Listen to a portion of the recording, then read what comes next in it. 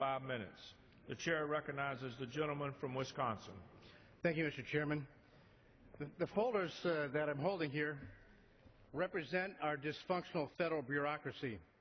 They provide a stark example of the burdensome red tape that a Wisconsin business must go through just to get an approval on a single project.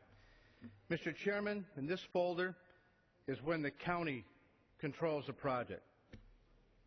This folder is when the state controls the project. Mr. Chairman, this folder when the federal government controls the project. While these examples aren't specifically for a highway project, they're emblematic of the bureaucracy our federal government imposes in northeastern Wisconsin and across the nation. My amendment today will smooth the road for our infrastructure projects by reducing the redundant permitting requirements that prevent us from rebuilding our roads and bridges across this country.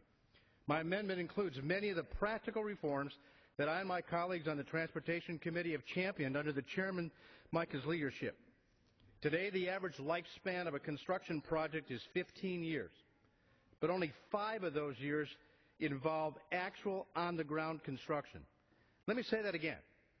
At least 10 years of a project are not spent building anything, but instead are spent filling thousands of folders just like these with millions of pages of paperwork.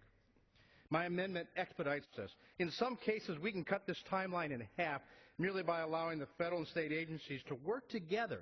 How about that for an idea? To work together on the review and permitting process. My amendment sets hard deadlines for federal agencies to approve infrastructure projects, no longer leaving them in limbo. There's been a lot of talk about shovel-ready projects in recent years. Well, my amendment will help states, municipalities, and contractors to put their pencils down and, Mr. Chairman, pick the shovels up. It's exactly what we need in a time when our economy is struggling. The federal government needs to stop putting up roadblocks to job creation and figure out ways to make things easier and less costly. And my amendment would do just that. It also exempts certain unplanned emergencies from some of the review processes. When a state or city is hit by damaging storms or unexpected flooding, our top priority should be to get our roads and bridges repaired, not subjecting our communities to an endless permitting process that may further harm their quality of life.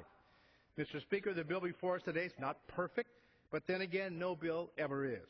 However, my amendment will put us on the road to reforming how we build and maintain our infrastructure throughout this country, and I urge my colleagues to join me in supporting it, and I reserve the balance of my time.